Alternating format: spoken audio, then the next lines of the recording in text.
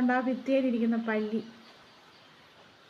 അതിനെ പിടിക്കാൻ വേണ്ടി വഴക്കുണ്ടാക്കിക്കൊണ്ടിരിക്കുന്നു. ഇങ്ങോട്ട് വാ വല്ലിന്ന് പറയോ? ആ ഇങ്ങോട്ട് വാ വല്ലി. ആടാ പോയി. ഈ പല്ലിയെ പിടിക്കാൻ പറ്റുമോ? ഇത്രയും മേളിയിരിക്കുന്ന പല്ലി. ആ പിന്നെ വന്നു പല്ലിയെ വേണമെന്ന്. പിന്നെ അങ്ങോട്ട് കയറി പിടിച്ചോ.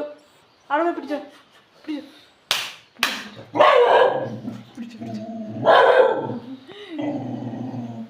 ഒരു പല്ലിക്ക് പോലും വീട്ടിൽ ഇരിക്കാൻ പറ്റത്തില്ല.